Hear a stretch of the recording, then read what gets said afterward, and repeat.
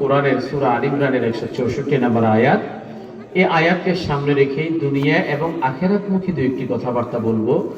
আল্লাহ যেন আমাদের সকলকে কথাগুলো আমলের নিয়তে বলা, শোনা এবং সেটা ব্যক্তিগত জীবনে বাস্তবায়ন করার তৌফিক এনায়েত করুন। আমরা সকলে বলি আমিন। আর একটু জোরে বলি আমিন। আসল শুরুতে রবের শুকরিয়া আদায় করি, যিনি আমাদেরকে আজকের এই দিনী মাহফিল সাজানোর সুযোগ দিয়েছেন, বিশ্বনবীর উম্মত করে আমাদেরকে দুনিয়াতে পাঠিয়েছেন। এই জন্য আমরা সকলে একবার পড়ি আলহামদুলিল্লাহ। রাসূল পাক সাল্লাল্লাহু আলাইহি ওয়াসাল্লামের শানে অসংখ্য দরুদ এবং সালাম। যারা ইতিমধ্যে আমাদের মাঝে চলে আসছেন সবাই একবার পড়ি সাল্লাল্লাহু আলাইহি ওয়াসাল্লাম। সবাই পড়েন সাল্লাল্লাহু আলাইহি ওয়াসাল্লাম। সম্মানিত ভাইরা, এই মুহূর্তে আমরা যারা বসে আছি, আজকে তৃতীয়তম তাফসীর কোরআন মাহফিলে আমরা আসলাম। এর আগে আরো দুটো মাহফিল হয়েছিল, আপনাদের মনে আছে কিনা জানি না, একটু কথা বলবেন। সেই দুটি মাহফিলে যারা ছিলেন সবাই কি আজকে আছেন? দুনিয়াতে সবাই জীবিত আছেন? দুই একজন ভাই চলে গেছে না? আজকের এই কোরআনের বাগান থেকে আমরা আমাদের মুরব্বীদের জন্য দোয়া করব, যাদেরকে ইতিমধ্যে দুনিয়া থেকে হারিয়েছি, অন্ধকার কবরে যারা শায়িত আছেন, আল্লাহ যেন সকলকে ক্ষমা করেন, জান্নাতের মেহমান হিসেবে কবুল করেন। আমরা সকলে বলি আমিন। সম্মানিত ভাইরা, যে কোনো সময় কথা বলছি, কথা বলতে বলতে, কথা শুনছেন, কথা শুনতে শুনতে দুনিয়ার জমিন থেকে আমাদের চলে যাওয়ার সম্ভাবনা আছে না? কি মনে করেন, আছে না নাই?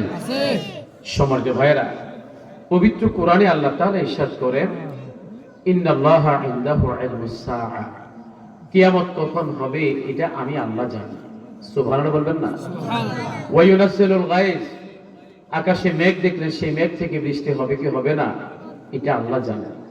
ওয়া ইয়ালামু মা ফিল আরহাম, মায়ের পেটের সন্তান ছেলে হবে নাকি মেয়ে হবে এটাও আল্লাহ জানেন। ওয়া মা তাদরি নাফসুম মাযা তাকসিবু গাদা, আগামীকাল সকালবেলা রিজিক কোত্থেকে তালাশ করবেন সেটাও আল্লাহ জানেন। ওয়া মা তাদরি নাফসুম বিআইয়ি আরদিন তামুত, আপনার আমার মৃত্যু কোথায় কখন কিভাবে হবে এটা দুনিয়ার কোনো মানুষ জানেন না। যিনি জানেন তিনি কে? বলেন একটু, তিনি কে? সুতরাং কথা বলছি, কথা শুনছি, অনেকে ঘর থেকে আমাদের কথাগুলো শুনছেন, আপনাদের ফাঁকে ফাঁকে আল্লাহর ফেরেশতারা আছেন। আল্লাহ তাআলা সমগ্র মাখলুকাত আজকে আমাদের মুসল্লি, আমাদের শ্রোতা, এমনকি লাইভের মাধ্যমে, ভিডিওর মাধ্যমে কিয়ামত পর্যন্ত যত মানুষ দেখবেন তারা সবাই হলেন আমাদের জন্য শ্রোতা। সুবহানাল্লাহ বলবেন না? সবাই আমরা যারা আছি শুনতে শুনতে বলতে বলতে মারা যেতে পারি, যেহেতু আল্লাহর কাছে পাঁচটা জিনিসের জ্ঞান। মৃত্যুটা কখন হবে এটা আমরা জানি না, আল্লাহ জানেন। যখনই আল্লাহ আমাদের মৃত্যুটা দেবেন, ইমানি হালতে কালেমা নসিব হতে হতে খাতেমা বিল খায়র খাতেমা বিল হাসানা, আল্লাহর নেককার গোলাম হিসেবে আমাদের সকলকে তার ডাকে সাড়া দেওয়ার তৌফিক দেন। আমরা সকলে বলি আমিন। সম্মানিত ভাইরা, যে নির্দিষ্ট আয়াতে কারিমা আপনাদের মাঝে তেলাওয়াত করলাম, আমি আমার প্রত্যেকটা আলোচনার শুরুতে দুই একটি আমলের কথা বলে তারপর আমি মূল আলোচনার ভিতরে ঢুকে যাই। যদিও আলোচনাটাও একটা আমলমুখী কথা হবে। এরপরে স্পেশাল, যেহেতু মাহে রমাদান আমাদের সামনে আছে, রমজানকে সামনে রেখে আমাদের পরিকল্পনা কি হওয়া উচিত সেটা নিয়ে দুই এক মিনিট কথা শুনতে আমাদের কোনো আপত্তি আছে? আছে? গত দুদিন আগে, গত পরশুদিন আমরা লাইলাতুল ইসমিন শাবান শবে বরাত আমরা অতিক্রম করেছি। যে রজনী সম্পর্কে হাদিসে কুদসিতে আসলো, নবী করিম সাল্লাল্লাহু আলাইহি ওয়াসাল্লামকে উদ্দেশ্য করে আল্লাহ তাআলা বলেন হাদিসে কুদসি, যে হাদিসের ভাষা আল্লাহ বর্ণনা করেছেন রাসূল, এটাকে হাদিসে কুদসি বলা হয়। ইদা কানা লাইলাতুল নিসফি মিন শাবান, যখন নিসফি মিন শাবান তথা শবে বরাত আমাদের মাঝে উপস্থিত হবে, নবীর সামনে উপস্থিত হবে কিংবা আমাদের সামনে উপস্থিত হবে, কুমু লাইলাহা ওয়া সুমু নাহারাহা, দিনের বেলা রোজা রাখো, রাত্রিকালীন কিয়ামুল লাইল করো। সুবহানাল্লাহ বলেন। সুবহানাল্লাহ। দিনের বেলা রোজা, রাত্রিকালীন কিয়ামুল লাইল। এরপরে আল্লাহ তাআলা বলছেন, ফা ইন্নাল্লাহা ইয়ানজিলু ফিহা লিগুরুবিশ শামসি ইলাস সামাই, আল্লাহ তাআলা হাদিসে কুদসির মাধ্যমে জানাচ্ছেন যে সেই রজনীতে আল্লাহ সুবহানাহু ওয়া তাআলা দুনিয়ার আসমানে নেমে আসেন, দুনিয়ার আসমানের প্রথম আকাশে নেমে আসেন।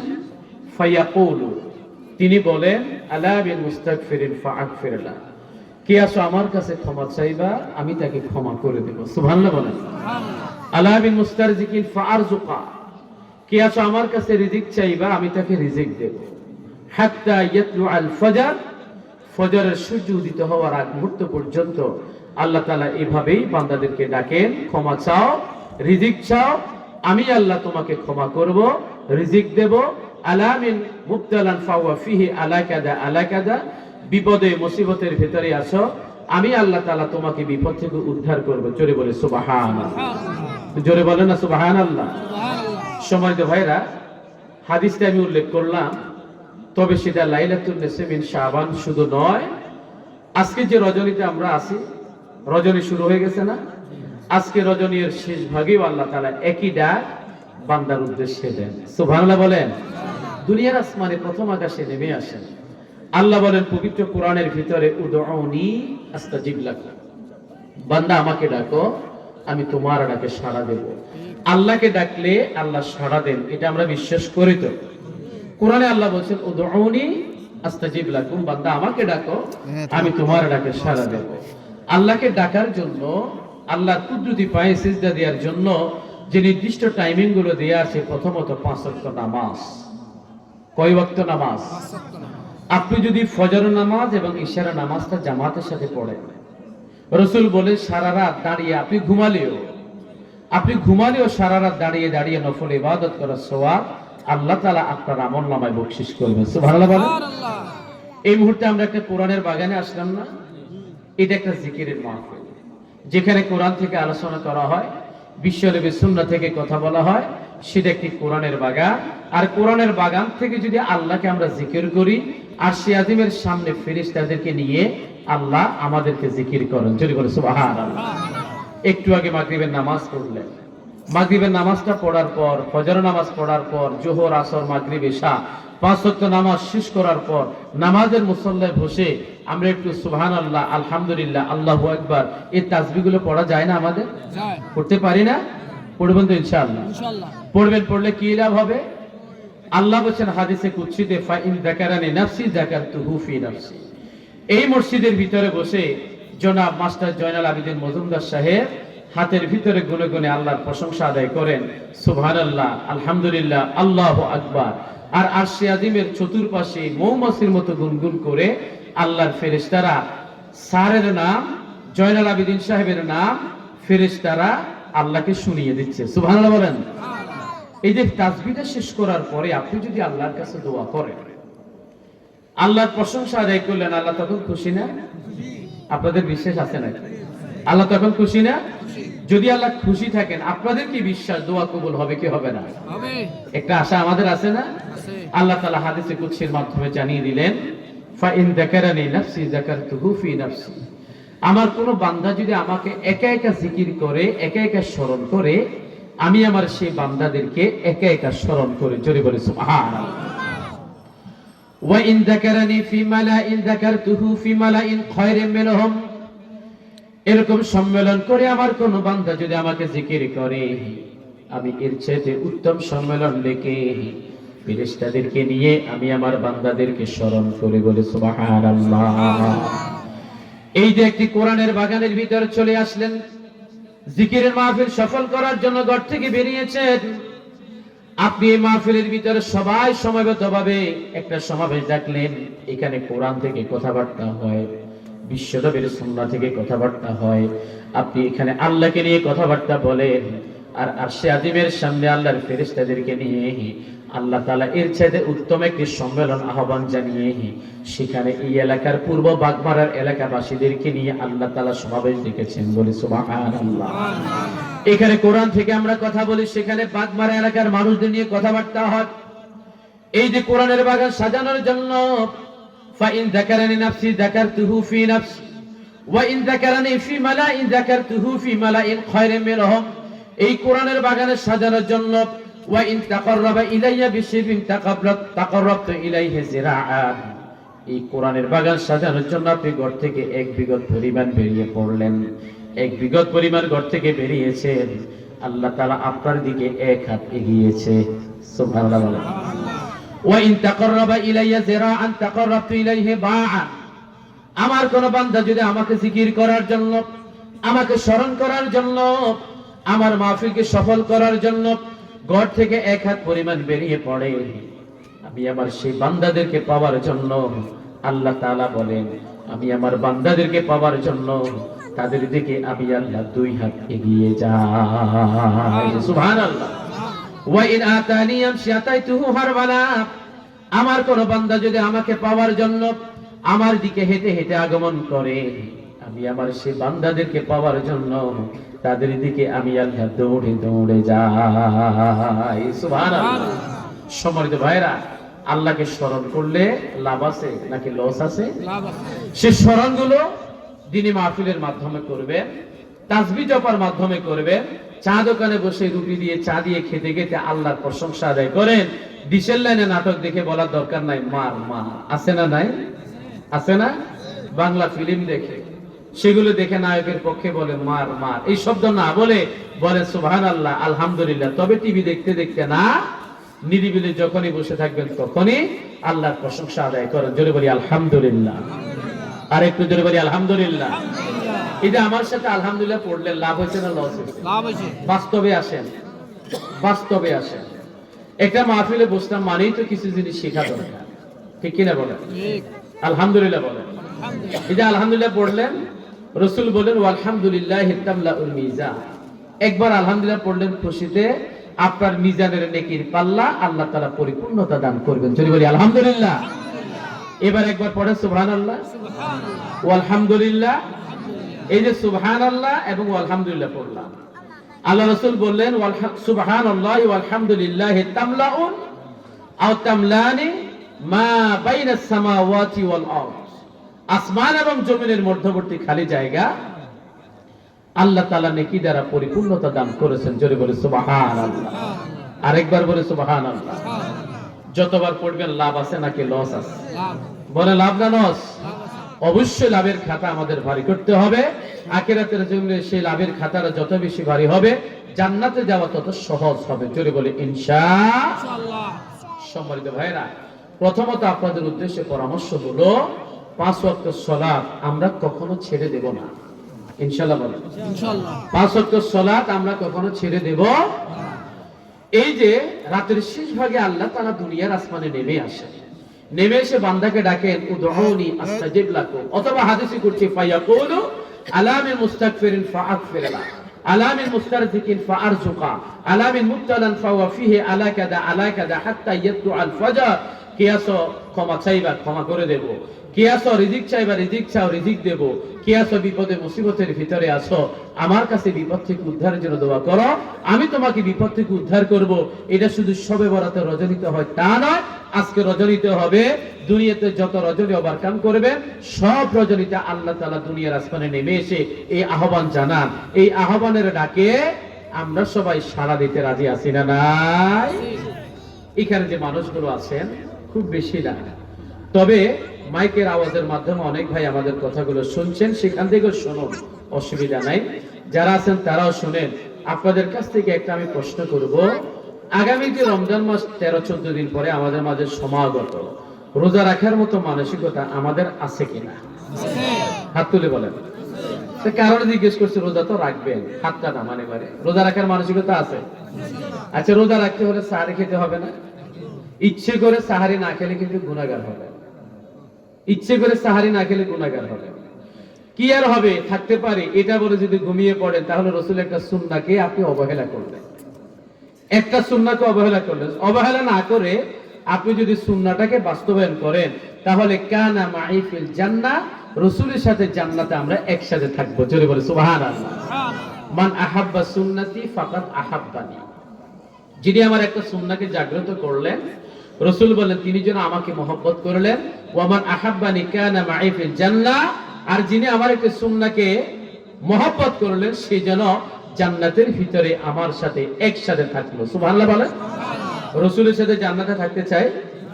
বলেন চাই? আখিরাতের জমিনে কানা মিকদারহু 50000 সানা, কোরআনের ভিতরে শব্দটা এসেছে, হাদিসের শব্দটা আসলো 50,000 বছর। কত বছর? 50,000 কথা খেয়াল করছেন? 50,000 বছর মানুষের আকাশের দিকে তাকিয়ে শুধু বলবে ইয়া নফসি ইয়া নফসি। আর আমাদের রাসূল বলেন রব্বি হাবলি উম্মতি, আমরা বলি ইয়া নফসি আর রাসূল বলেন ইয়া উম্মতি। হাই আমার কি হবে? রাসূল বলেন হাই আমার উম্মতের কি হবে? রাসূল আমাদের প্রতি দয়া করবেন, মহব্বত করবেন। কি মহব্বত করবেন? যখন 50,000 বছর শেষ হয়ে গেল, মাটির নিচটা তামার জমিন, মাথার কাছে চলে আসলো সূর্য, এই সময়ের ভিতরে 50,000 বছর পরে আল্লাহ তাআলা নজর রহমত রাসূলের উদ্দেশ্যে দিয়ে বলবেন, ইয়া হাবিবি, বন্ধু, ইরফা রাসাক, আপনার মাথা তোলেন। তিনি সিজদার ভিতরে আছেন। ইরফা রাসাক, মাথা তোলেন। সালতো, আপনার মনের কি কথাবার্তা আছে সেটা আমাকে বলেন। ওয়াসফা তুশাফা, আজকে আপনি যা সুপারিশ করবেন আমি আল্লাহ সব সুপারিশ কবুল করব। চলে বলে সুবহানাল্লাহ। রাসূলের সুপারিশ কবুল করবেন, এটা সত্য না মিথ্যা? সত্য।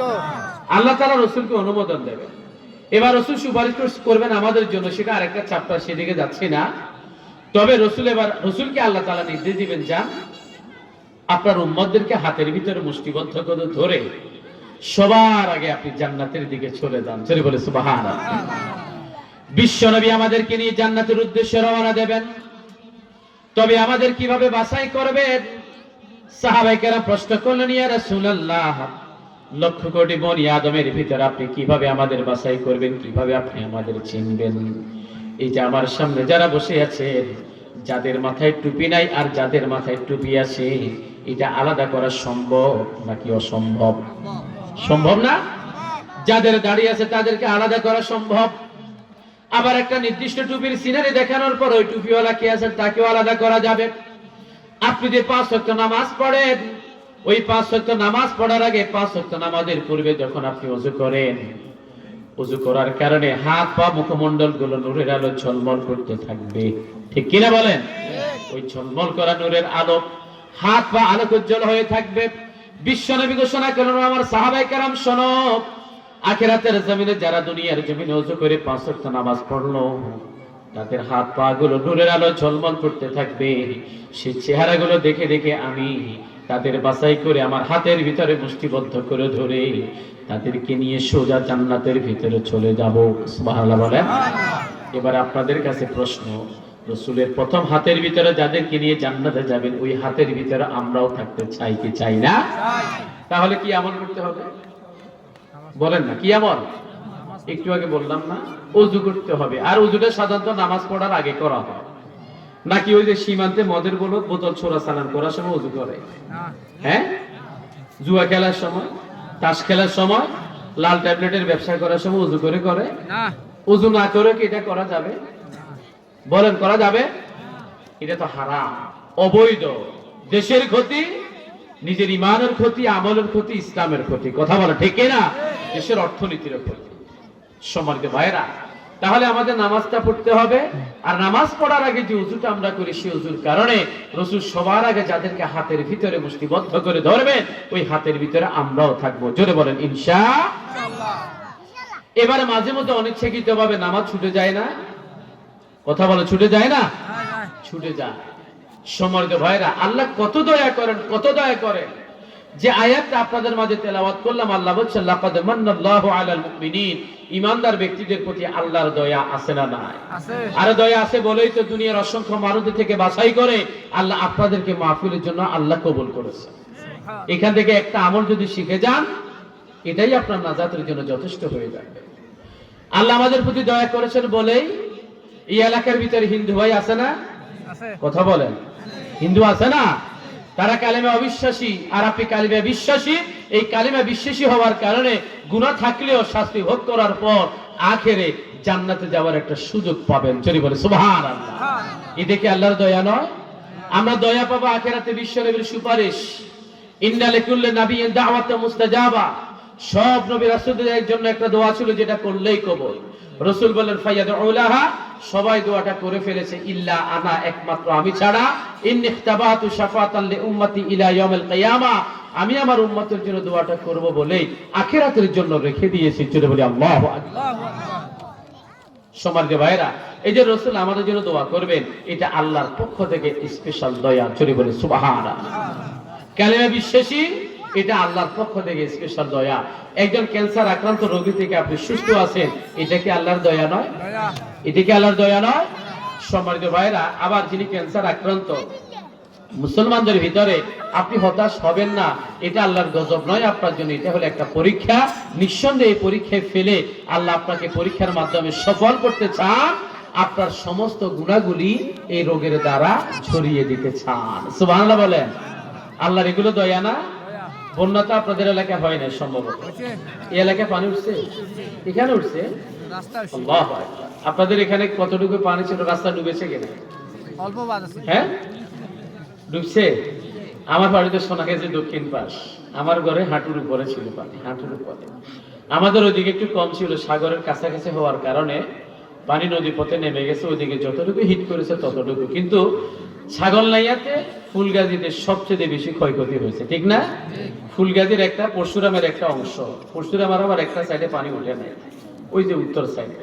সম্মানিত ভাইরা, তাহলে আমরা সবাই বিপদে মুসিবতের ভিতরে ছিলাম।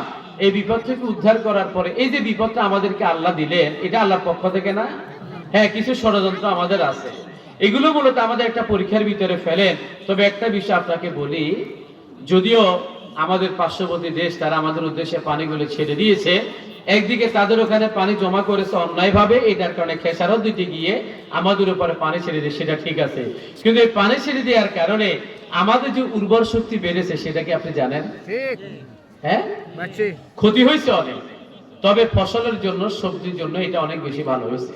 কারণ আমি আমাদের নিজেদের চাষবাসের কথা বললাম, আমরা আরেক জায়গা থেকে ফ্রি আমাদেরকে ওই যে জ্বালা আছে না, জ্বালা ধানের বীজ, এইগুলো আমাদেরকে দিয়েছে ফ্রি। এই বছর আমরা আমাদের জায়গাগুলিতে করার কারণে আমাদের নিজেদের যেটা ব্যয় হবে খাওয়ার জন্য, যেটা দরকার, সেটার অতিরিক্ত আমাদের হয়ে গেছে, আলহামদুলিল্লাহ বলেন। আবার সবজিগুলো অতিরিক্ত হলো, যার কারণে মার্কেটের সবজির দাম এখন কম, আলহামদুলিল্লাহ বলবেন না? ক্ষতি করতে গিয়ে কিছু ক্ষেত্রে আমাদের উপকার করে দিয়েছে। আবার দেখলাম ফুলগাজীর এই সাইডে বালি যখন জমিতে পড়লো, সেগুলা বিক্রি করে করে অনেকে আবার টাকা ইনকাম করতেছে, আছে না নাই? সম্মানিত ভাইরা, কেউ যদি আমাদের ক্ষতি করতেছে, আখেরে তাদের ক্ষতি হবে, আমাদের তেমন ক্ষতি হবে না। আমরা ধৈর্য ধারণ করি, আমাদের ভরসা আল্লাহর উপরে। আল্লাহ আমাদের জন্য হয়ে গেলে দুনিয়ার কোনো ব্যক্তি আমাদের জন্য না হলেও চলবে, কথা বলেন ঠিক কিনা? সম্মানিত ভাইরা, একটু জিকির করি লা ইলাহা ইল্লাল্লাহ, লা ইলাহা ইল্লাল্লাহ,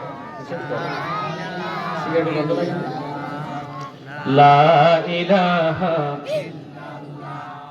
লা ইলাহা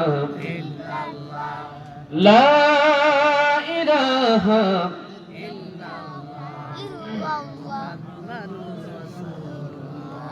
সাল্লাল্লাহু, বলেন একটু জোরে বলেন সাল্লাল্লাহু।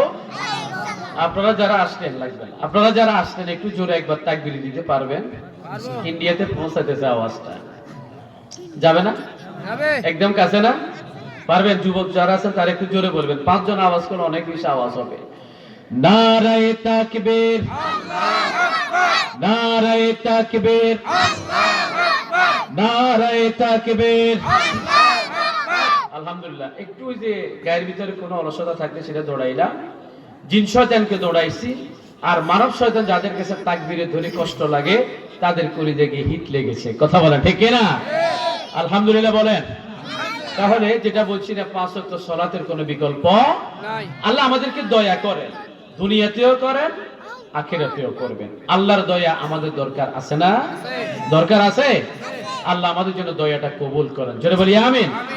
সম্মানিত ভাইরা, শুনেন এবারে যে নফল ইবাদতের কথা আপনাদেরকে জিজ্ঞেস করলাম, যে আপনারা ফরজ ইবাদত রোজা আমরা রাখবো তো ইনশাআল্লাহ? তো রোজা রাখার জন্য মুস্তাহাব সুন্নত আমল আমাদের সাহারি খেতে হবে না? সাহারি খেতে হবে না? সাহারি খাওয়ার জন্য আমরা যখন উঠবো, আজকে দিনের আমরা একটা কর্মসূচি আপনাদের বলে গেলাম, সাহারি খাওয়ার জন্য যখন আমরা উঠবো, সাহারি খাওয়ার আগে পরে ফজরের ওয়াক্ত শুরু হওয়ার আগ মুহূর্ত পর্যন্ত যে সময়টা আছে, এই সময়ের ভিতরে আমরা সবাই 2 রাকাত 4 রাকাত তাহাজ্জুদ নামাজ পড়বো তো ইনশাআল্লাহ? হাত তুলে বলেন, হাত তুলে বলেন, কি পড়বো? তাহাজ্জুদ নামাজ। বিশ্বনবী সাল্লাল্লাহু আলাইহি ওয়াসাল্লামের দায়মি সুন্নাত তাহাজ্জুদ নামাজ। শুধু তাহাজ্জুদ নামাজ নয়, বিশ্বনবী দৈনিক 70 বার কিংবা 100 বারের মতো তাওবা ইস্তিগফার করেন। আবার সপ্তাহের 2 দিন সোমবার এবং বৃহস্পতিবার তিনি রোজা রাখেন, সুবহানাল্লাহ বলেন। আবার বিশ্বনবী রমজান মাসে ইতিকাফ করতেন। আবার প্রতি চন্দ্র মাসের 13, 14, 15 এই 3 দিন তিনি রোজা রাখেন। আপনারা যারা আমার সামনে বসে আছেন, আপনাদের কাছে প্রশ্ন হলো, বিশ্বনবীর জিন্দেগীর ভিতরে কোনো গুনাহ আছে? আওয়াজ করে বলেন। আমাদের আছে না নাই? নবীর জিন্দেগীর ভিতরে কোনো গুনাহ নাই, কিন্তু এরপরে বিশ্বনবী দৈনিক 70 বার আল্লাহর দরবারে তাওবা করেন, কিংবা দৈনিক 100 বার আল্লাহর দরবারে ইস্তিগফার করেন। সপ্তাহে 2 দিন সোমবার বৃহস্পতিবার রোজা রাখেন। আবার সোমবার বৃহস্পতিবার রোজা রাখার মাধ্যমে রাত্রিকালে যে তাহাজ্জুদ নামাজ যেটা আছে সেটাও তিনি রাত্রিকালীন ইবাদত বন্দেগী করেন। সাহাবায়ে কেরাম প্রশ্ন করলেন, ইয়া রাসূলুল্লাহ, আপনার জিন্দেগীর ভিতরে কোনো তো গুনাহ নাই, তবে আপনি কেন এতবার তাওবা ইস্তিগফার করেন? রাসূল বললেন, আমার জিন্দেগীর ভিতরে কোনো গুনাহ নাই, এতবার তাওবা ইস্তিগফার করার কারণ হলো আল্লাহর দরবারে আল্লাহর কৃতজ্ঞ বান্দা হতে চাই। সুবহানাল্লাহ। আল্লাহর দরবারে কৃতজ্ঞ বান্দা হতে চাই। আরেকটা কারণ হলো সপ্তাহের 2 দিন বান্দা যত আমল করে সব আমল আল্লাহর সামনে পেশ করা হয়। বিশ্বনবী ঘোষণা করলেন, তুরাদু ফীহিল আমালু ইলা রাব্বিল আলামিন। আমার আমলনামাটা যখন আল্লাহর সামনে পেশ করা হবে, ফা উহিব্বু আন ইউরাদা আমালি ওয়া আনা সাইম। আমার আমলনামাটা যখন আল্লাহর সামনে পেশ করা হবে, আমার তখন পরিচয় হবে আমি একজন রোজাদার। আর রোজা অবস্থায় যেন আমার আমলনামাটা আল্লাহর সামনে পেশ করা হয়, আমি বিশ্বনবী সেটা সবচেয়ে বেশি পছন্দ করি। সুবহানাল্লাহ বলেন। বিশ্বনবীর জিন্দেগীর ভিতরে কোনো গুনাহ নাই। আওয়াজ করে বলেন, কোনো গুনাহ নাই। বলেন এবারে আমাদের আছে না নেই? আছে। বিশ্বনবী এটাও ঘোষণা করলেন, কুল্লু বনি আদম খাত্তাউন। বনি আদম সব সময় পাপের ভিতরে আছে, বনি আদম সব সময় ভুলের ভিতরে আছে, গুনাহের ভিতরে আছে। ওয়া খায়রুল খাত্তাইন আত-তাওয়াবুন। উত্তম বান্দা হলো সে যার পাপ হবে, গুনাহ হবে, অন্যায় হবে, আর সাথে সাথে আল্লাহর দরবারে তাওবা ইস্তিগফার করে ফিরে যাবে। বিশ্বনবীর জিন্দেগীর ভিতরে কোনো গুনাহ নাই, তিনি যদি এতবার তাওবা ইস্তিগফার করতে পারেন, আমাদের জিন্দেগীর ভিতরে গুনাহ থাকার পরেও আমাদের কত হাজার হাজার বার আল্লাহর দরবারে তাওবা ইস্তিগফার করা দরকার। ঠিক কি না? জোরে বলেন, ঠিক কি না? ইস্তিগফার করা দরকার আছে না? আল্লাহর দরবারে তাওবা ইস্তিগফার করার সময় আল্লাহ নির্ধারিত করে দিয়েছেন 2টা। বলেন কয়টা? এর আগ মুহূর্তে যদি আপনি তাওবা করেন, আল্লাহ সেই তাওবাটা কবুল করবেন। কয়টা সময়? রাসূল বলেন, ইন্নাল্লাহা ইয়াকবালু তাওবাতাল আবদ হাত্তা তাতলুআ শামসু মিন মাগরিবিহা। সূর্য পশ্চিম দিকে উদিত হওয়ার আগ মুহূর্ত পর্যন্ত আল্লাহ তাআলা তাওবা কবুল করেন। ইন্নাল্লাহা ইয়াকবালু তাওবাতাল আবদ হাত্তা মা লাম ইউগারগির। গলার ভিতরে গড়গড় শব্দ শুরু হয়ে যাবে যখন, তার আগ মুহূর্ত পর্যন্ত আল্লাহ তাআলা তাওবা ইস্তিগফার কবুল করেন। বলেন, সূর্য কোন দিন পশ্চিম দিকে উদিত হবে এটা আমরা জানি না? এই মেসেজটা কি আমাদের জানা আছে? না। কোন দিন মালাকুল মউত গলা চেপে ধরবে সেই মেসেজটা কি আমাদের জানা আছে? না। মৃত্যুটা আমার একটু পরেও হতে পারে, ঠিক কি না বলেন? সূর্য কালকেও পশ্চিম আকাশে উঠে যেতে পারে, পারে না? আল্লাহ চাইলে হবে কি হবে না? তবে সেই সূর্য পশ্চিম দিকে উদিত হওয়ার আগে আগে, মৃত্যু আসার আগে আগে আমাদের তাওবা ইস্তিগফার করে আল্লাহর দিকে ফিরে যাওয়া দরকার আছে না নাই? ফিরে যাওয়ার সময় কালকে সকালও না, এদিকে তাকা, ফিরে যাওয়ার সময় কালকে সকালও না, ফিরে যাওয়ার সময় এখন। জোরে বলেন, কখন? এখন। এখন যদি আমাদের ফিরে যেতে হয়, 2টা সুযোগ সুবিধা এখন আমাদের জন্য আছে। কয়টা বলেন? 2টা। যদি আমরা এখন মারা যাই, আজকে মারা যাই, আমাদের জন্য 2টা সুযোগ সুবিধা আছে। একটা অটোমেটিক আছে, আর একটা এখন আমরা করব। কথা কি বুঝেন নাকি আপনারা? আমার সাথে আছেন বেশ সবাই? দেখেছি আপনাদেরকে, আলহামদুলিল্লাহ। যারা আসলেন আলহামদুলিল্লাহ, কোনো সমস্যা না।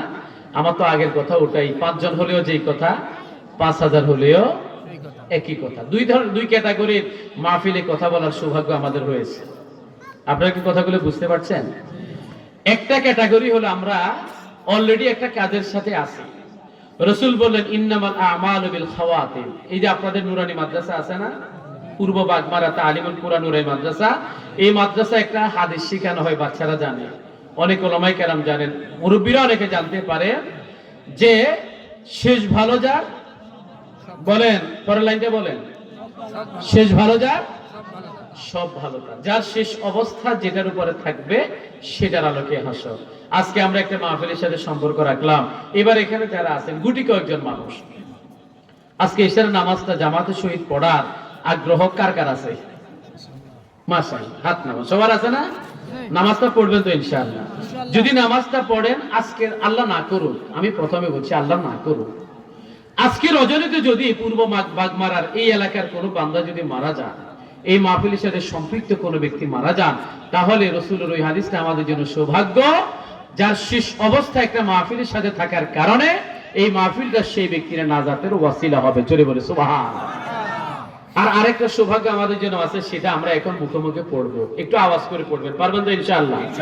বলেন আল্লাহুম্মা আনতা রাব্বি লা ইলাহা ইল্লা আনতা খালাকতানি ওয়া আনা আবদুক ওয়া আনা আলা আহাদিক ওয়া ওয়াদিকা মাসতাতাতু আউযু বিকা মিন শাররি মা সানাতু আবুউ লাকা বিনি'মাতিকা আলাইয়া ওয়া আবুউ বিযামবি ফাগফিরলি ফাইন্নাহু লা ইয়াগফিরুয যুনুবা ইল্লা আনতা। জোরে বলি আল্লাহু আকবার। এটাকে বলা হয় সাইয়্যিদুল ইস্তিগফার। আমরা পড়ে নিলাম, রাসূল বললেন যিনি দিনের বেলা একবার পড়ে মারা যায় তিনি জান্নাতি। সুবহানাল্লাহ বলেন। আবার রাতে একবার পড়ে মারা গেলেও জান্নাতি। এখন আপনাদের আছেন না? বলেন আপনাদের, আমরা একটু পড়ে নিলাম না? আল্লাহ না করুক কেউ যদি আজকে রাতে মারা যান এখানকার, তাহলে সেই ব্যক্তিরা এই হাদিস ইস্তিগফারের কারণে সেই ব্যক্তি সোজা জান্নাতের ভিতরে ঢুকবে। জোরে বলে সুবহানাল্লাহ। সৌভাগ্য না আমাদের জন্য? কয়েকটা আমলের কথা বলেছি, বিশেষ করে রাসূলের দায়মি সুন্নাত 4টা, ইতিকাফ, তাহাজ্জুদ নামাজ, সপ্তাহের সোমবার বৃহস্পতিবার রোজা, চন্দ্র মাসের 13, 14, 15 এই 3 দিন রোজা। জোরে বলি আল্লাহু আকবার। আল্লাহ যেন আমাদের আমল করার তৌফিক দেন। জোরে বলি আমিন। আল্লাহ বলেন লাকাদ মান্নাল্লাহু আলাল মুমিনিন, মুমিন বান্দাদের প্রতি আল্লাহ তাআলা দয়া করেছেন। এখানে আমরা সবাই কালেমা বিশ্বাসী মুসলমান মুমিন, কথা বলেন ঠিক কি না? আমাদের প্রতি আল্লাহ দয়া করেছেন। কি দয়া করলেন? ইয বাআসা ফীহিম রাসূলাম মিন আনফুসিহিম, মুমিন বান্দাদের ভিতর থেকে একজন রাসূল তাদের জন্য আল্লাহ তাআলা বাছাই করেছেন। সুবহানাল্লাহ বলেন। এবারে সেই বাছাই করা রাসূলকে দুনিয়াতে পাঠানোর পর তাকে 4টা দায়িত্ব দিয়ে আল্লাহ তাআলা পাঠাইছে। কয়টা দায়িত্ব? বলেন কয়টা দায়িত্ব? 1 নাম্বার ইয়াতলু আলাইহিম আয়াত, যিনি এই যে কিতাব, এই আয়াত, এই নিদর্শন, এই কিতাবটা দিয়ে আল্লাহ তাআলা পাঠাইছেন, যেই নবীকে দিয়ে সেই নবী এই কিতাবটা প্রথম দুনিয়ার মানুষদেরকে তেলাওয়াত করে শোনাবেন। জোরে বলে সুবহানাল্লাহ। বিশ্বনবীর কণ্ঠে তেলাওয়াতের সৌন্দর্য আছে না নাই? এই যে একটু আগে একটা বাচ্চা তেলাওয়াত করলো, তেলাওয়াতের সৌন্দর্য আছে না? আপনাদের মসজিদের ইমাম সাহেব তেলাওয়াতের সৌন্দর্য আছে না? আমাদের প্রথম দায়িত্ব হলো, রাসূলের প্রথম দায়িত্ব হলো এই কোরআনটাকে প্রথম তেলাওয়াত করে শোনানো। দ্বিতীয় নম্বর দায়িত্ব হলো তার আমাদেরকে ওয়ায়ুযাক্কিহিম, আমাদের পবিত্র করবেন, পরিশুদ্ধ করবেন। পবিত্র পরিশুদ্ধ হওয়ার মাধ্যম হলো 3টা।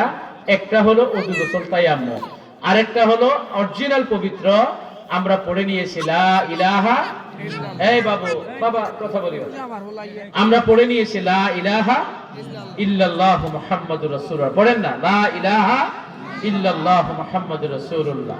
আর আরেকটা পবিত্র পরিশুদ্ধ হলো পাপ মুক্ত জীবন গঠন করা। কথা বলেন ঠিক কি না? আমরা কালেমা পড়েছি, নামাজ পড়ার আগে পবিত্র হাসিল করে আবার আরেকটা পবিত্র আমাদের থাকতে হবে, সেটা হলো পাপ মুক্ত জীবন। ইনশাআল্লাহ বলে। দ্বিতীয় নম্বর দায়িত্ব পরিষ্কার পবিত্র পরিশুদ্ধ করা। 3 নম্বর দায়িত্ব হলো ওয়ায়ুআল্লিমুহুমুল কিতাব, এই কোরআনের তালিম দেয়া। এই কোরআনের তালিমে অলরেডি আমরা এখনো আছি, আলহামদুলিল্লাহ বলেন। এটা একটা দিনী মাহফিল, এতক্ষণ আপনারা বসলেন, এটা তো আমরা ক্লাসের মতো মনে করি, ক্লাসের মতো মনে করি যে আমরা বলি শিক্ষকের মতো, আপনারা ছাত্রদের মতো, তবে আমরা সবাই মূলত রাসূলের ছাত্র। সুবহানাল্লাহ বলে। রাসূল আবার স্বয়ং আল্লাহর ছাত্র। রাসূলকে আবার দুনিয়ার কোন ব্যক্তি পড়েন আলিফ, পড়েন বা, পড়েন তা, এরকম কোনো জ্ঞান দেয় নাই। এই জন্য তাকে নাবিউল উম্মি, উম্মি নিরক্ষর নবী বলে দুনিয়ার হিসাবে। কিন্তু আমার রাসূলের সরাসরি শিক্ষক হলেন কে? আল্লাহ। জোরে বলেন কে? আল্লাহ। দুনিয়ার মানুষের কাছে শিখলে তাহলে রাসূল তার চাইতে ছোট হয়ে যাবে, ঠিক না? ছাত্র শিক্ষকের উপরে উঠতে পারবে না, শিক্ষকের উপরে নবী হতে পারবে না। এই জন্য দুনিয়ার কোন মানুষের কাছে শিক্ষা নেওয়ার ব্যবস্থা আল্লাহ করেন নাই। রাসূলের সরাসরি শিক্ষক হলেন একজন, তিনি কে? আল্লাহ। আর আমাদের শিক্ষক হলেন বুইসতু মুআল্লিমান। রাসূল বলেন আমাকে শিক্ষক হিসেবে দুনিয়ার জমিনে পাঠানো হলো। আমাদের শিক্ষক রাসূল, আর আমাদের ছাত্র যারা আছেন এই মুহূর্তে সামনে যারা বসে আছেন তারা না, আপনাদের ভিতরে অনেক জ্ঞানী মানুষ এখানে আছেন। এখন দুনিয়া আধুনিক, হুজুর যে বিষয় নিয়ে ওয়াজ করে জুমার দিনে গুগলে সার্চ করে দেখে হুজুর যেটা বলছে এটা ঠিক আছে কিনা। এটা কি জানেন কিনা আপনারা? মাঝে মাঝে জুমার আলোচনা শেষ করার পরে ইয়াং শ্রেণীর কিছু ব্যক্তি এসে আমাদের সাথে জিজ্ঞেস করে, হুজুর ওই যে হাদিস যেটা বললেন এটা কোন কিতাবে পাওয়া যাবে, রেফারেন্সটা কি হবে, এটা আমাদেরকে কি জিজ্ঞেস করে।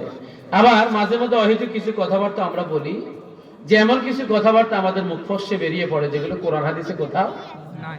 কথা বোঝা গেছে? কোরআন হাদিসে কোথাও নাই। সম্মানিত ভাইরা, তাহলে ওয়াইউআল্লিমুহুমুল কিতাব, 3 নম্বর দায়িত্ব হলো তিনি তালিম দেবেন। তালিম তিনি ইসলামের প্রথম মাদ্রাসা দারুল আরকাম। কি নাম বলেন তো? ইসলামের প্রথম মাদ্রাসা হলো দারুল আরকাম। সে দারুল আরকামের প্রিন্সিপাল ছিলেন আমার রাসূল, ছাত্র ছিলেন সাহাবায়ে কেরাম। সে দারুল আরকামের সিলসিলা হলো আজকে পূর্ব বাগমারা নুরানি তালিমুল কোরআন নুরানি মাদ্রাসা। ওই যে দারুল আরকামের সিলসিলা, তার মানে রাসূলের একটা আদর্শ আমরা আজকে বাস্তবায়ন করছি। জোরে বলে সুবহানাল্লাহ। খুশি না নারাজ? আমরা রাসূলের আদর্শ বাস্তবায়ন করছি। রাসূলকে যে দায়িত্ব দিয়ে আল্লাহ তাআলা দুনিয়াতে পাঠাইছেন, সে 3 নম্বর দায়িত্ব আমরা এই মাদ্রাসার মাধ্যমে পালন করছি। এই মাদ্রাসা দায়িত্ব পালন করতে গিয়ে মাহফিলের আয়োজন হলো, মাদ্রাসার উন্নয়নমূলক কাজ হচ্ছে। এরপর এখানে শিক্ষক যারা আছেন তাদের বেতন দেওয়ার ব্যবস্থা আছে, ছাত্রদের বিভিন্ন সুযোগ সুবিধা, গরিব ছাত্র তাদের সুযোগ সুবিধা আছে। সব দায়িত্ব আমরা পালন করছি, এখনো করছি, সামনেও আমরা করব। জোরে বলি ইনশাআল্লাহ। করবেন তো ইনশাআল্লাহ? মাদ্রাসা এখন ক্লাস 2 পর্যন্ত, নুরানি পরিপূর্ণ আনতে হলে 3 পর্যন্ত রাখতে হবে। 3 চালু করবেন আগামী বছর। ছাত্র দরকার, টাকা পয়সা দরকার, বিভিন্ন সেক্টরে আমরা সবাই রাসূলের দায়িত্ব মনে করে আমরা করব তো ইনশাআল্লাহ। 4 নম্বর দায়িত্ব হলো ওয়াল হিকমা। এই মাদ্রাসা থেকে কোরআন শিখবে, মসজিদ থেকে দ্বীন শিখবে, মুক্তব থেকে তালিম শিখবে। শিখার পরে জমিনে কিভাবে সেটা বাস্তবায়ন করবে সেটা এবারে রাসূলকে শিক্ষা দিচ্ছেন। আমরাও মাদ্রাসাগুলোর মাধ্যমে সেটা শিক্ষা পাই। জোরে বলি আলহামদুলিল্লাহ। এই 4টা দায়িত্ব দিয়ে আল্লাহ তাআলা দুনিয়া জমিনে পাঠাইছেন।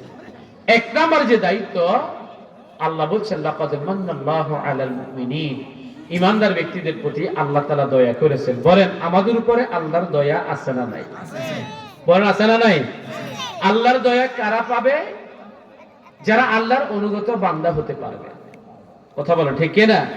আল্লাহ তাআলা সূরাতুজ জুমারের 9 নম্বর আয়াতের ভিতরে ঘোষণা করলেন, আম্মান হুয়া কানিতুন, তারাই হবে আল্লাহর অনুগত বান্দা, আনা আল-লাইলি সাজিদান ওয়া কাইমা, যারা গভীর রজনীর ভিতরে আল্লাহর কুদরতি পায়ের ভিতরে তাহাজ্জুদ নামাজে দীর্ঘ সময় সিজদা দেয়, দীর্ঘ সময় দাঁড়িয়ে দাঁড়িয়ে নফল ইবাদত করে। জোরে বলি আল্লাহু আকবার। 2 নম্বর অনুগত বান্দার বৈশিষ্ট্য হলো ইয়াহদারুল আখিরাহ, তারা তাদের অন্তরের ভিতরে আখিরাতের ভয় লালন করবে। 3 নম্বর আল্লাহর অনুগত বান্দাদের বৈশিষ্ট্য হলো ওয়ায়ারজু রাহমাত রাব্বিহ, যারা দুনিয়ার জমিনে শুধু নয় আখিরাতের জমিন পর্যন্ত তারা সদা সর্বদা আল্লাহর দয়া, আল্লাহর রহমত, আল্লাহর অনুগ্রহ, আল্লাহর ভালোবাসার প্রত্যাশী হয়। এই 3টা বৈশিষ্ট্য যাদের ভিতরে থাকবে তারা সবাই হলেন আল্লাহর অনুগত বান্দা। এরকম অনুগত বান্দা আমাদের হওয়া দরকার আছে না নাই? 1 নম্বর দায়িত্ব হলো তাহাজ্জুদ নামাজ পড়বো। বলেন ঠিক আছে তো ইনশাআল্লাহ।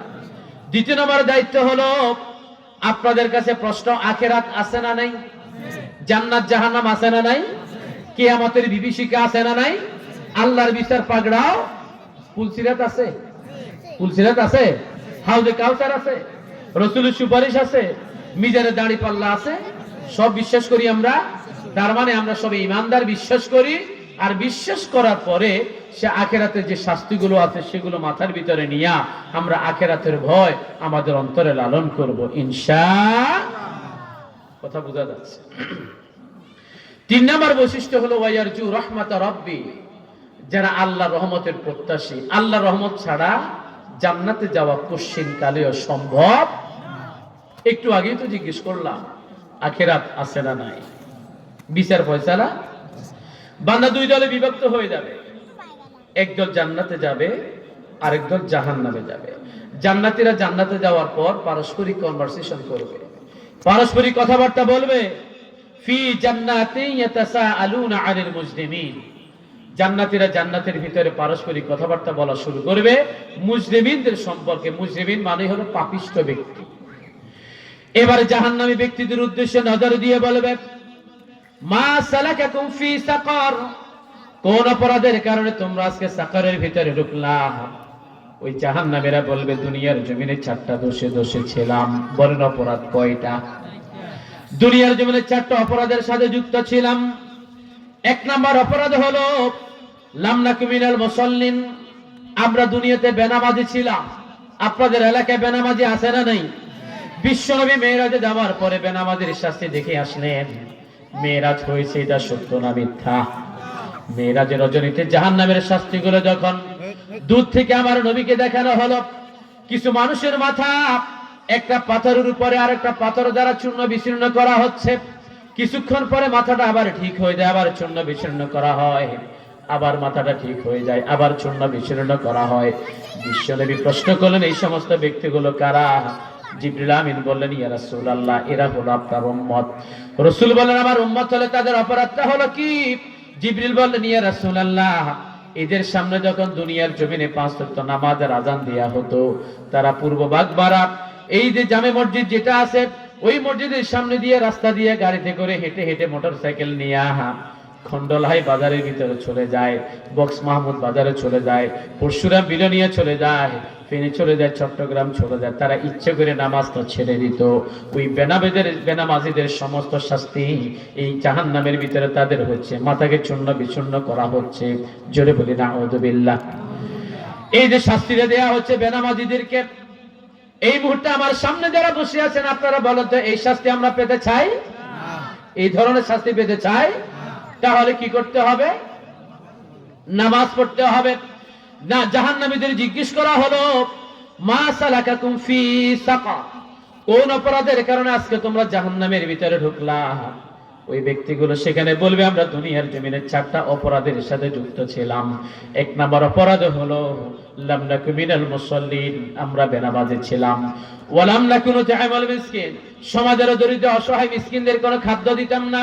ওয়া কুননা নাখুযু মাআল খাইদিন, সমাজের ভালো ভালো মানুষ যারা ছিল, আমাদের কোরআন হাদিস থেকে ভালো ভালো উপদেশ দিত, দুনিয়ার জমিনে তাদের পিছনে পিছনে সমালোচনা করতাম। আছে না নাই?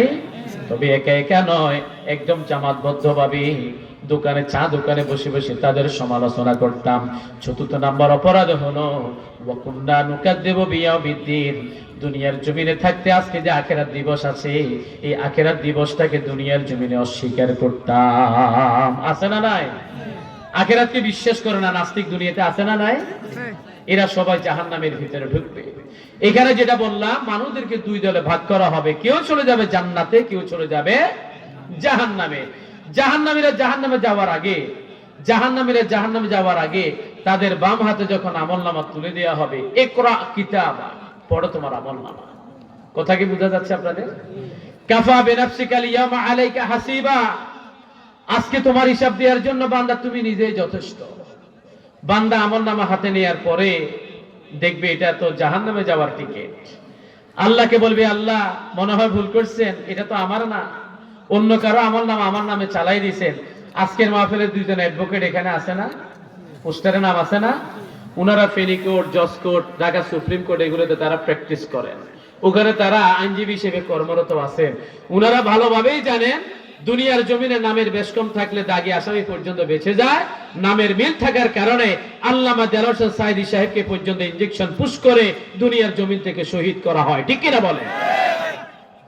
এটা দুনিয়ার আদালতে সম্ভব, আল্লাহর আদালতে কোশ্চিন কালেও সম্ভব। আল্লাহ বলবেন, বান্দা তুই যে অস্বীকার করবি সেটা আমি জানতাম, এই জন্য আমি বিকল্প ফাইল রেখে দিলাম। এই কোরআনে সূরা ইয়াসিন আছে না নাই? আছে। আওয়াজ করে বলেন না, কি আছে না নাই? সূরা ইয়াসিনের 65 নম্বর আয়াতের ভিতরে আল্লাহ সেই মেসেজটা জানিয়ে দিয়েছে। আল ইয়াউমা নাখতিমু আলা আফওয়াহিহিম, সেদিন তাদের মুখটাকে কষ্টে পেরে দেওয়া হবে। ওয়া তুকাল্লিমুনা আইদিহিম, তাদের হাত কথা বলা শুরু করবে। ওয়া তাশহাদু আরজুলুহুম, তাদের পা সাক্ষ্য দেওয়া শুরু করবে। বিমা কানু ইয়াকসিবুন, তারা অস্বীকার করার পর মুখটাকে কষ্টে পেরে দেওয়া হবে, হাত পা সাক্ষ্য দেওয়া শুরু করবে, হে আল্লাহ আমাকে ব্যবহার করে টালি কোদাল দিয়ে জমির কাজ কাটতে গিয়ে অন্যের জায়গা দখল করেছে, নিজের জমি বাড়িয়েছে। এরকম বান্দা আছে না নাই?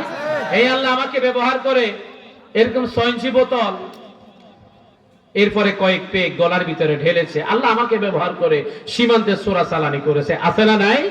আল্লাহ আমাকে ব্যবহার করে এসকাভিটে দিয়ে রাতের অন্ধকারে অন্যের জায়গা কেটে কেটে ইট ভাটা বিক্রি করে দিয়েছে, আছে না নাই? আল্লাহ আমাকে ব্যবহার করে এই মোবাইলের ভিতরে অপকর্ম করেছে, রাতের 3টা পর্যন্ত ঠেলাঠেলি করলো। আল্লাহ আমি সাক্ষী, তার ফিঙ্গারপ্রিন্ট সাক্ষী, জোরে বলি নাউযুবিল্লাহ। আল্লাহ আমাকে ব্যবহার করে জাল দলিল করে অন্য জায়গায় স্বাক্ষর করে অন্যের জায়গায় দখল করেছে, আছে না নাই?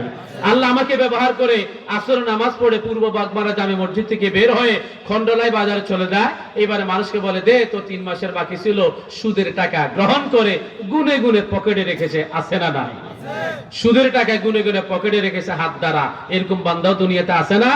আবার এরকম ব্যক্তি সমাজের ভিতরে আছে, দিনের বেলা বিচার করবে, রাত্রিবেলা গোপনে যোগাযোগ করে ওই যে বেটা জালিম তার কাছে গিয়া তার কাছ থেকে 5,000 টাকা বেশি নিয়া দুর্বলের বিপক্ষে রায় দেয়। এরকম জালেম বিচারক সমাজে আছে না? ওই যে টাকা যেটা ঘুষ নিল সেই টাকাটা গুনে গুনে পকেটে রেখেছে। এই হাত সেদিন সাক্ষী, কথা বলে ঠিক না? সাক্ষী দেয়া যখন শুরু করবে, গাজার ফুরি এভাবে টিপে টিপে ওই যে সিগারেটের এর ভিতরে ঢুকাইলো, সিগারেটের ভিতরে ঢুকাইলো, শুকাগুলো ফেলে দিয়া গাজার সবজি চাষ করে আর কি। এইগুলো ঢুকাইয়া এবার টানে। লাল ট্যাবলেটের ব্যবসা, এগুলো আপনাদের এলাকায় আছে না? আছে না? সম্মানিত ভাইরা, যারাই করবেন মুখটাকে কষ্টে পেরে দেওয়া হবে। হাত পা যখন সাক্ষ্য দেওয়া শুরু করবে, বান্দার আর কোনো বাঁচার উপায় কি? ইমানদার কিংবা গয়ের ইমানদার, এই এলাকার মানুষ যারা মুসলমান, অন্য ধর্মের যারা আছেন, যারা পাপিষ্ঠ ব্যক্তি, সবাইকে জাহান্নামের ভিতরে নিক্ষিপ্ত করে দেওয়া হবে। জাহান্নামের ভিতরে নিক্ষিপ্ত করার পর জাহান্নামীরা আল্লাহর দরবারে বাঁচার জন্য কান্নাকাটি করবে। আল্লাহু আকবার বলবেন না? আমরা সেখানে কাঁদতে চাই না, আমরা সেখানে হাসতে চাই, হেসে হেসে জান্নাতের ভিতরে ঢুকতে চাই ইনশাআল্লাহ। শেষ করে দিচ্ছি আমার ভাইরা, জাহান্নামীরা জাহান্নামের ভিতরে কান্নাকাটি করবে, আল্লাহকে বলবে, আল্লাহ কষ্ট তো সহ্য হয় না, দয়া করে নাজাত দেন। আল্লাহ তাআলা 40 বছর পরে বলবেন, তোর আবেদন বাতিল করা হলো। 40 বছর পরে বান্দা আবার আল্লাহর দরবারে আবেদন জানাইবে, আল্লাহ শাস্তি পেতে পেতে শান্তি কি দিনে সেটা ভুলে গেলাম, দয়া করে একদিনের শাস্তি হলে মওকুফ করে দেন। আল্লাহ তাআলা 40 বছর পরে বলবেন, তোর এই আবেদন নাকচ করে দেয়া হলো। এবারে বান্দা বলবেন ফেরেশতাদের নিকট, জাহান্নামের ফেরেশতা থাকবেন 19 জন, আলাইহা 19 19 জন ফেরেশতার কাছে গিয়ে বলবে, ফেরেশতা মালিকের কাছে গিয়ে বলবে, আল্লাহকে একটু বলোই না যেন জাহান্নাম থেকে আমাদেরকে নাজাত দেয়। ফেরেশতারা ধমক দিয়ে বলবে, ফজরের নামাজের সময় নামাজ না পড়ে কম্বল একটার উপর আরেকটা দিয়ে যখন ঘুমিয়েছিলা, তখন কি তোমার এই শাস্তির কথা মনে ছিল? মনে ছিল না? এখন কেন তোমার সহ্য হয় না? বলেন এরকম আছে না নাই? বলেন এরকম আছে না নাই? সম্মানিত ভাইরা, ফেরেশতারা বলবে তোদের আবেদন বাতিল।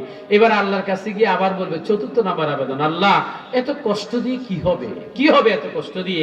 আল্লাহ দয়া করে একবারে মৃত্যুটা দিয়ে দেন। আল্লাহ তখন কোরআনের অন্তত 2টা জায়গায় ঘোষণা করলেন, উঠবেন নাকি? একসাথে উঠবেন।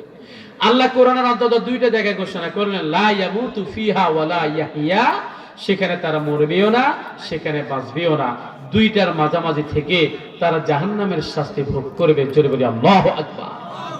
সেখানে এরকম আবেদন আমরা কি করতে চাই? আরে আবেদন করার জন্য সেখানে তো ঢুকতেও আমরা চাই না, মানে জাহান্নামে আমরা যেতে চাই না, আমরা সবাই জান্নাতে যেতে চাই। জোরে বলে ইনশাআল্লাহ।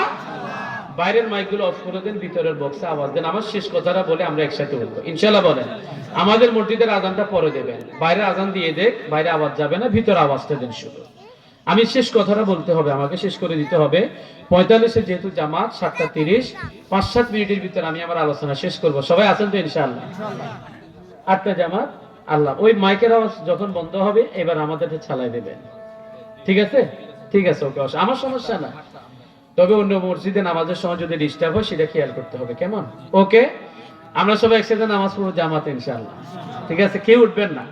আমি কিন্তু ধারাবাহিক কথাটা বলার চেষ্টা করছি, বোঝানোর চেষ্টা করছি আল্লাহ আমাদের প্রতি কেমন দয়া করলেন এই আয়াতটার আলোকে। আল্লাহ বলছেন লাকাদ মান্নাল্লাহু আলাল মুমিনিন। একটু হাত তুলে বলবেন আমরা ইমানদার কিনা? ইমানদার? আমরা সবাই ইমানদার। ইমানদার বলেই তো আল্লাহ আজকে আমাদের এখানে কবুল করেছেন। ইমানদার বলে আল্লাহ আমাদের প্রতি স্পেশাল একটা দয়াও করেছেন। কি দয়া? সেই কথাটা এখন আপনাদেরকে আমি বলবো। জাহান্নামীরা জাহান্নামের ভিতরে কষ্ট ভোগ করবে, 4টা আবেদন জানাইবে।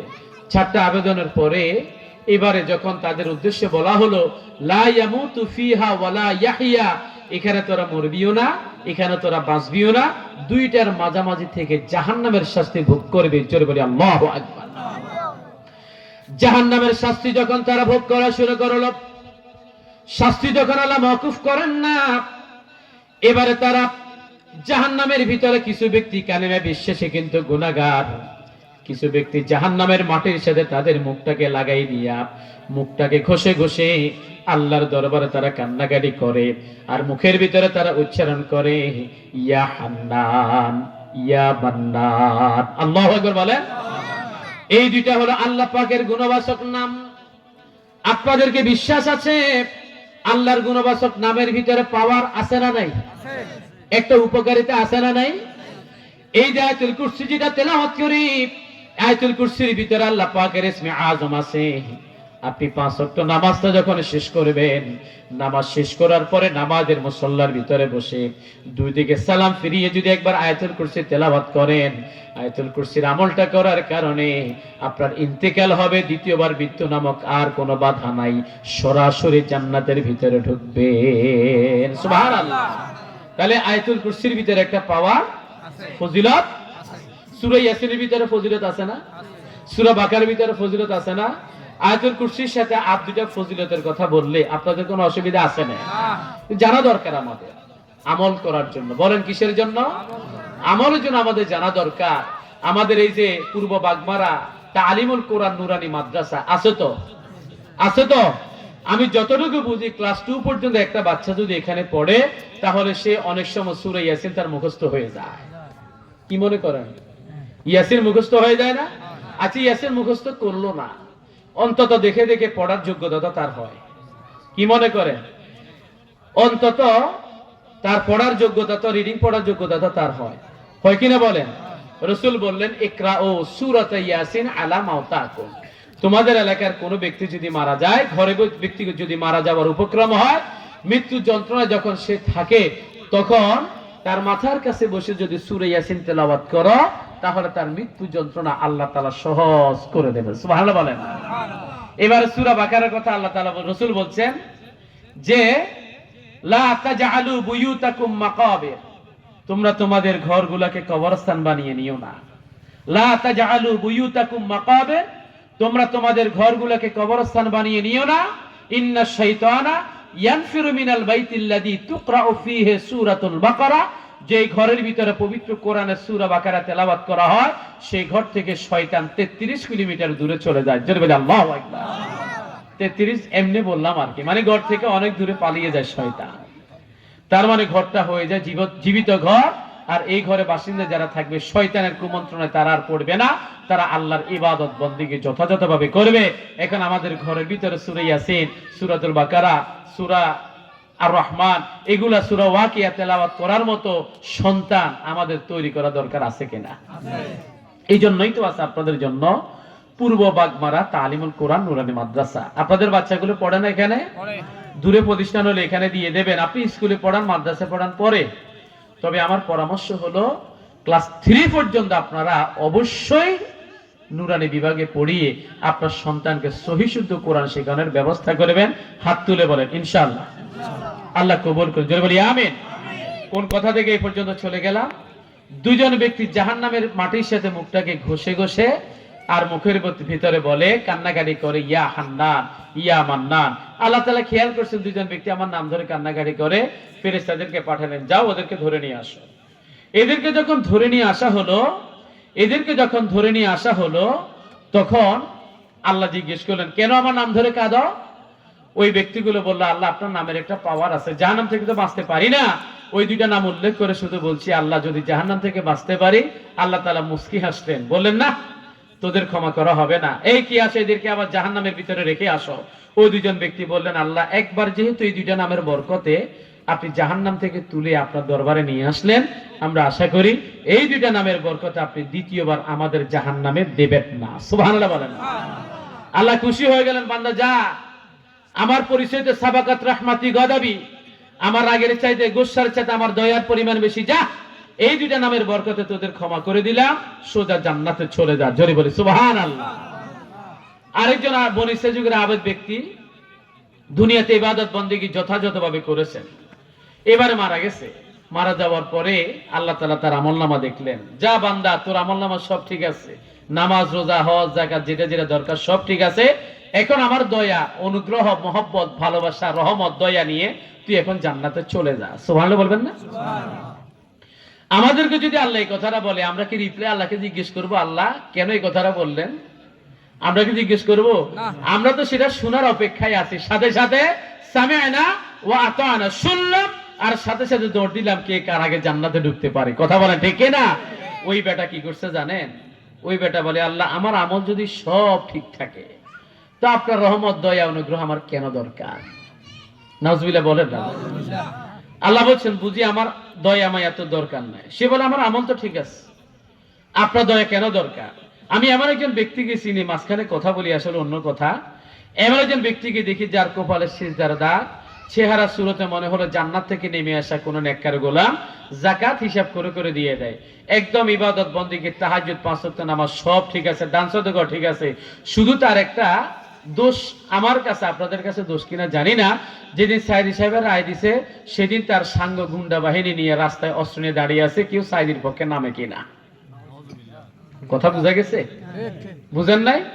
কপালে সিজদার দাগ, ইবাদত আমল আখলাক সব ঠিক আছে, হিসাব করে করে যাকাতও দিয়ে দেয়, আবার রোজা আসলে কোরবান আসলে আমাদের হ্যান্ডশেক করে আমাদের হাদিয়াও দেয়।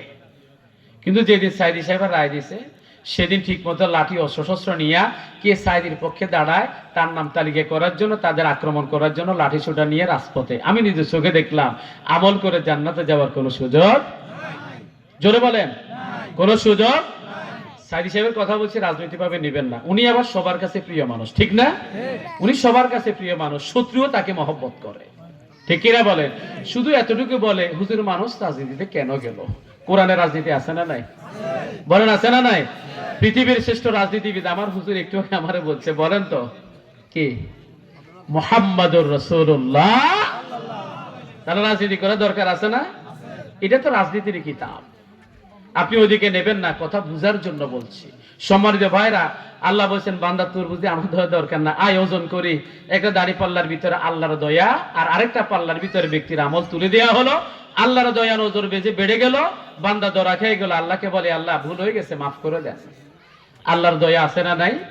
আল্লাহ বলছেন হাদিসে কুদসি, সাবাকাত রাহমাতি গদাবে, বান্দা আমার আগের চাইতে দয়ার পরিমাণ বেশি, যা মাপ চাইলি এই জন্য তোকে ক্ষমা করে দিলাম, আমার দয়া অনুগ্রহ মহব্বত ভালোবাসা নিয়ে তুই এখন জান্নাতের ভিতরে চলে যা। জোরে বলে সুবহানাল্লাহ। এখানে যারা আছেন হাত তুলে বলেন, আল্লাহর দয়া দরকার আছে না নাই? জোরে বলেন আছে না নাই? এবারে বলবেন, আল্লাহ বিচার চাই না দয়া চাই। বলেন বিচার চাই না? বিচার যদি শুরু হয়, নামাজ কেন পড়িস নাই, রোজা কেন রাখিস না, হজ কেন করিস না, যাকাত কেন দিস নাই, যৌবন বয়সে দাড়ি কেন রাখিস না, কেন ক্লিন শেভ মেরে দিলি, এগুলো যখন একটার পর একটা প্রশ্ন করা শুরু করবে, বান্দার কোনো সুযোগ নাই। কারণ কেন এই কাজটা করি নাই, কেন অপরাধ করলাম, আল্লাহর কাছে সেটা জানা আছে কিনা? আল্লাহ শুধু আমার মুখ থেকে বের করতে চান অপরাধের স্বীকৃতি।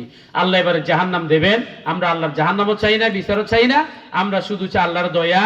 ফা আম্মা মান উতিয়া কিতাবা বিয়ামিনি ফাসাউফা ইউহাসাবু হিসাবাই ইয়াসীরা, যার হিসাবটা সহজ হয়ে যাবে, যিনি ডান হাতে আমলনামা পাবেন, আল্লাহর পক্ষ থেকে ডান হাতে আমলনামা নিয়া, আল্লাহর দয়া মহব্বত ভালোবাসা নিয়া আমরা জান্নাতের ভিতরে যেতে চাই। জোরে বলে ইনশাআল্লাহ। সেজন্য দুনিয়াতে কিছু কাজ করতে হবে। সম্মানিত ভাইরা, নবী রাসূল রেখে যাওয়া কাজ আমাদের করতে হবে।